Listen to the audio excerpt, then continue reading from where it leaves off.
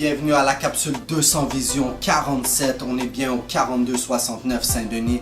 La place à être tout l'été quand il fait beau pour prendre vos lunettes. La place fashion numéro 1. Et bien sûr, on a le site lunettes.com pour tout guider ceux qui sont à Montréal sur le fashion, le nightlife et la musique. On y va tout de suite avec les annonces lunettes.com. Il y a Booba B2O qui va venir le 28, ça c'est à l'Olympia que ça se passe, on vend des billets à 30$. Pour ceux qui aiment la musique aussi, n'oubliez pas la mixtape I Need Music qui est downloadable direct sur le site internet lunettes.com. On a aussi une copie dure comme ça qui va avec chaque achat de lunettes en magasin, alors ça c'est à ne pas manquer. On a des talents locaux aussi, c'est mixé par DJ Arabica. Je voudrais souligner la track Goodfellas, Free Comes Out at Night qui sont là sur la compile, alors supporter le talent local plus les DJ locaux. Arabica, je sais qu'il est à chaque samedi au Tonic, il est à Boucherville souvent, il se promène dans les clubs, alors checkez son Facebook DJ Arabica, sinon lunettes.com, on essaie de le suivre le plus possible, alors DJ Arabica, ne manquez pas ça. Aujourd'hui, on va avec un gros artiste aussi de la scène locale, il a commencé back in the days, il a gagné des concours, il a fait de l'anglais, il a fait du français, il a fait du underground, il a fait du pop. On y va tout de suite avec Billy Nova. J'ai commencé mon premier show, je l'ai fait en 90. J'étais pas mal jeune, ça me date un peu, mais c'était au Centre Paul Robillard qui n'existe plus aujourd'hui. Puis dans ce temps-là, je m'appelais Quality. Fait que ça fait une couple de noms, j'ai changé de nom une couple de fois. Puis je faisais partie d'un groupe qui s'appelait Quest for Success. Fait que j'ai fait ça pendant une couple d'années. On a fait la galère comme pas mal tout le monde quand il commence. Puis là,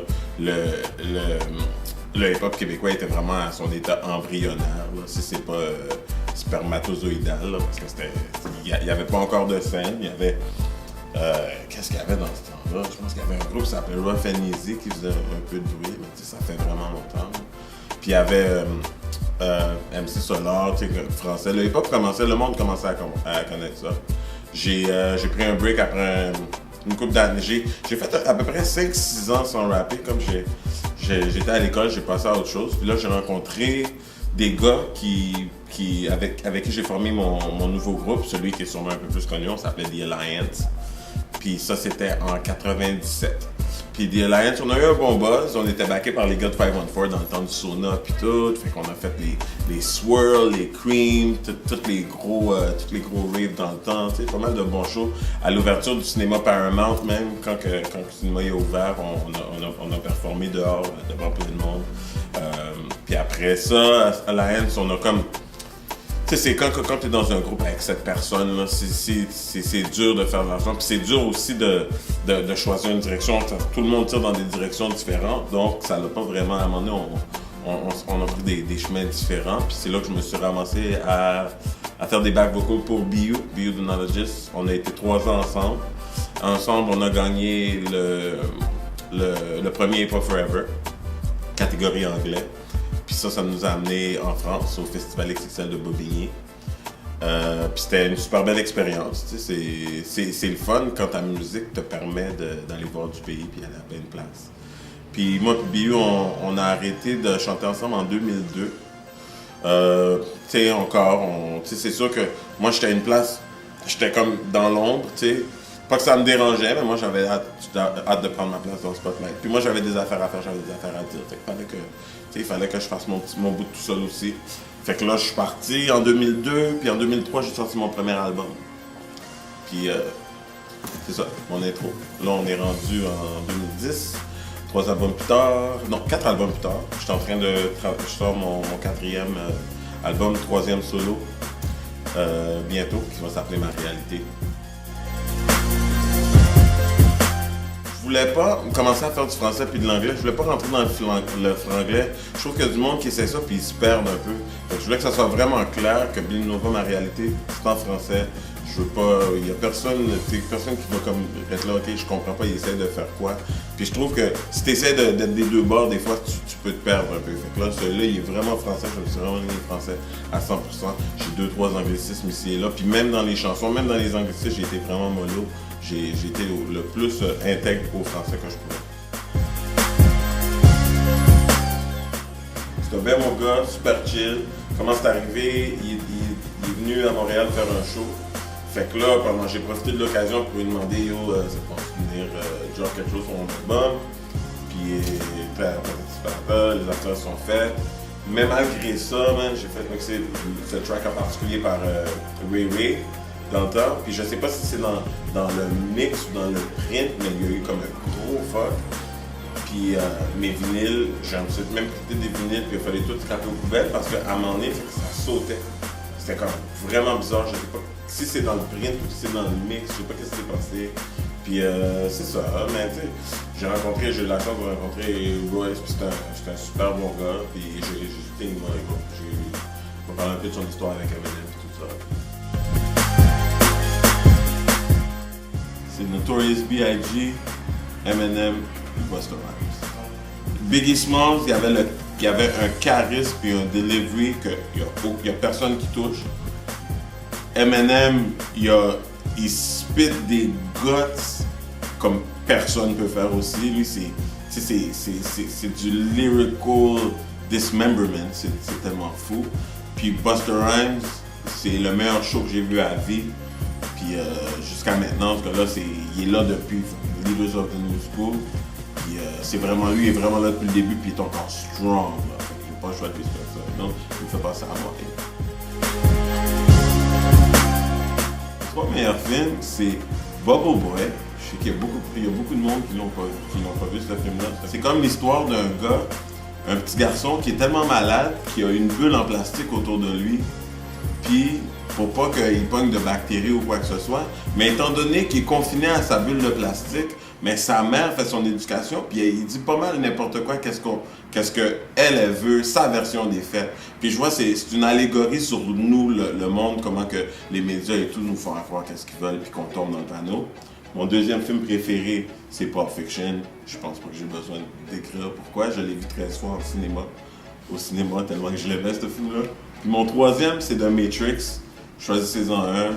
C'est toujours des films qui parlent de perception, de réalité. C'est toujours dans le même style parce que je suis un gars très... je suis un techie, mais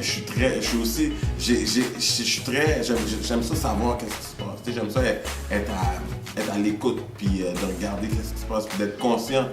Puis j'ai été conspiracy theorist pendant longtemps, mais là, ça, je ne suis plus. J'étais dans des meetings et tout, mais ça, c'est une autre phase de ma vie. Je suis rendu passer ça, parce qu'à un moment donné, quand t'es trop dans les complots, puis t'essaies trop de comprendre, à un moment donné, tu te fais plus d'amis, quoi. J'ai le Cut and Sew de Mike Leco que je porte, le groupe AEG, du groupe Impérial qui nous habille tout le temps. Ça fait une couple d'années que c'est Echo qui m'habille. Mais même s'il ne m'habillerait pas, ça c'est définitivement du linge que j'irai acheter. Fait que j'aime le Cut and Sew de Marc Echo. J'aime beaucoup aussi le Artful Dodgers, qui je trouve que ils sont c'est comme comment je peux dire ça? Ils utilisent beaucoup de couteaux, puis de ciseaux, puis c'est dark, mais c'est funky, puis en même temps, je trouve que c'est clean. T'sais. Puis j'aime aussi l'Academix. L'Academix, c'est pour la qualité. C'est n'importe quoi que tu achètes d'Academix, c'est un peu cher, mais la qualité est là. T'sais.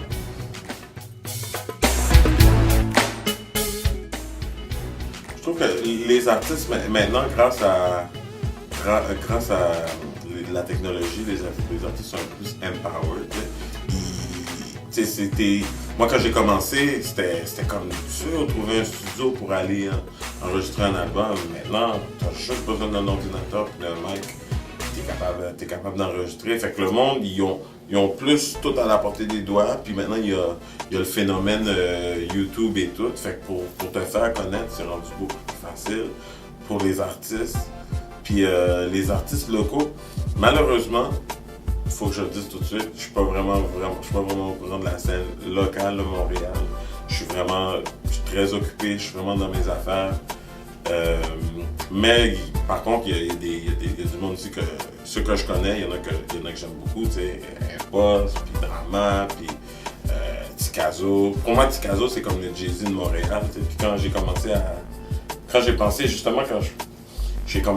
penser à faire de quoi en français, il fallait vraiment que je puisse me définir, arriver avec mon style, mais sans rentrer dans les plates-bandes des gars. Tu sais, puis je je pensais pas que j'allais finir par en copier un, mais tu sais, il faut quand même que tu sois conscient de ce que tu fais, parce que des fois, tu peux partir dans un délire, puis tu fais quelque chose exactement comme quelqu'un d'autre, tu sais. Mais malgré ça, je trouve que la scène est là. Le problème, c'est même pas les fans, c'est même pas les rappeurs. Le problème, c'est les places qu'on peut showcaser le talent. T'sais. Il y a des petits clubs comme le gars de l'Alizé, il est bien cool, il va laisser le monde faire des. T'sais, ça va être plus facile pour nous, mais c'est juste qu'on a. Le talent est là, les fans sont là, mais c'est rejoindre les deux. C'est ça le problème présentement. Là. Fait que ça nous prend du monde dans le milieu. Maintenant, il y a beaucoup de rappeurs qui font ça depuis un bout, qui vieillissent, qui veulent passer à autre chose, mais qui sont encore à l'affût de ce qui se passe. Fait que eux, ils pourraient devenir les futurs, les gérants, puis ils vont pouvoir faire rentrer du monde dans les places, puis tu sais, commencer. C'est bas. La scène était là, à un moment donné, comme ça a tout crumble, puis là, il faut comme. On est rendu au stade, il faut la repartir. Parce que même moi qui fais des shows, je peux faire une 60aine de shows par année, puis j'en fais un à Montréal par année. Fait que c'est dur de parler de la scène de Montréal, parce qu'en région, là, Pop-In, mon gars, c'est comme on est. Ça marche, tu sais. C'est juste qu'ils ont. Tu sais, c'est bien beau de le faire sur YouTube, mais quand t'es rendu, tu veux faire des spectacles, c'est où? Ça prend une place, ça prend des places. Tu sais, comme dans le temps, quand j'étais jeune, il y avait très souvent des shows au Métropolis. Tu sais, dans le temps de The Alliance, dans le temps, il y avait des shows à l'Élysée. Tu sais, il y avait une couple de places stratégiques qu'on savait qu'on allait pouvoir se showcaser puis tout. Mais le public en plus, mais Montréal, ça c'est une autre histoire, mais le public de Montréal sont tough. Ils sont très tough.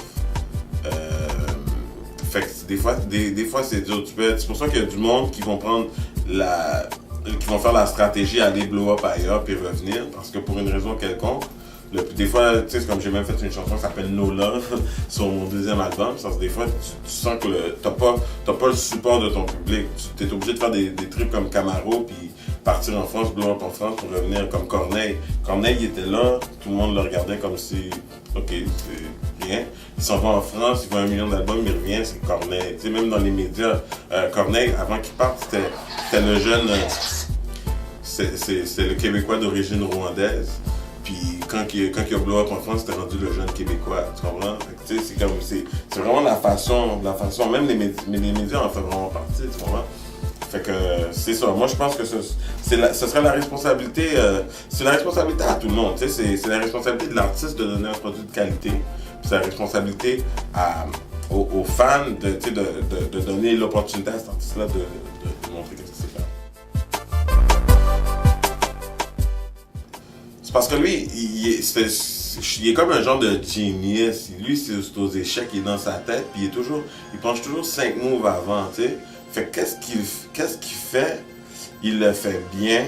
Puis c'est comme, tu peux aimer ou pas aimer. Moi, puis lui, on s'entend pas tout le temps, puis je suis pas tout le temps down avec ce qu'il veut faire, tu sais. C'est pour ça que mauvaise fréquentation, c'est pour ça qu'on s'appelle mauvaise fréquentation, c'est parce que nous deux, on est comme le feu puis l'eau, mais tu sais, on arrive quand même à faire du thé, là, on arrive quand même à s'entendre, tu sais. Puis c'est comme il y a du monde, tu peux ne pas aimer ce qu'il fait, mais c'est quand même l'épreuve, il est fait. À chaque fois qu'il sort un album, ça vend, on tourne, on fait des shows. Puis le monde qui hate, dans le fond, c'est juste la jalousie. Le monde peut bien être jaloux, ça va pas nous empêcher de faire ce qu'on fait. C'est pas ça que je te dis, c'est qu'il a fait un album qui s'appelait Mauvaise Fréquentation. Puis je sais pas, peut-être que lui, il pensait que notre album, il s'appelait Mauvaise Fréquentation. Mais Shorty, comme il dit, il était en prison. Fait que t'es en prison, dans ta petite cage, là, puis le monde, il faut ça prend pas gros pour que le monde, il booste la tête. D'après moi, Shorty, je le connais, c'est pas un mauvais gars. Mon premier vidéo qu'on parlait, Where Do We Go Now, il est dedans avec moi, man, front and center, tu comprends? C'est un super bon Jack. Puis c'est l'affaire de Mauvaise Fréquentation.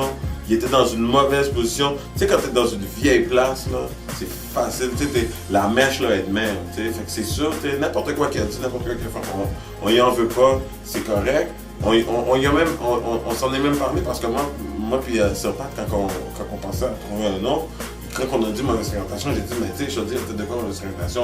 Fait que pour ça, pour pas qu'il y ait de confusion, on l'a changé. On écrit mauvaise avec un Z, fréquentation avec un K, pour être sûr qu'il n'y ait pas de confusion. Puis c'est juste le nom de l'album. Ça, nous, c'est le nom de notre groupe. Puis on y a dit, puis on s'est rencontrés en 2-3 reprises, tu sais. Puis pour de vrai, je peux te garantir que le bad blood qu'il y avait, c'est même pas de Shorty, c'est du monde qui a boosté la tête à 100%. Parce que lui, face à face, il a toujours été là. Alors c'était ça pour la capsule 47 200 visions. On avait Billy Nova, comme il dit un vieux de la vieille, ça fait plus de 20 ans qu'il fait du hip-hop. Il a passé dans le français, en anglais, il a passé plusieurs générations maintenant. Ceux qui ont des enfants l'écoutaient quand ils étaient enfants. Alors c'est comme ça que ça se passe. Big shout out à tous ceux qui ont été avec comme BU, Monsieur Pathétique. Bonne chance à tous vos albums solo. Mais là c'est le temps de l'album solo de Billy Nova. Comment ça s'appelle l'album? Ma réalité. Et c'est quand que ça sort? Mai 2011.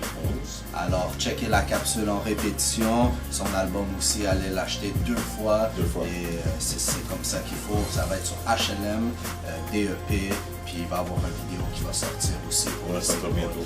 Alors, pour le Fash Out, vous savez, la section mode de la capsule.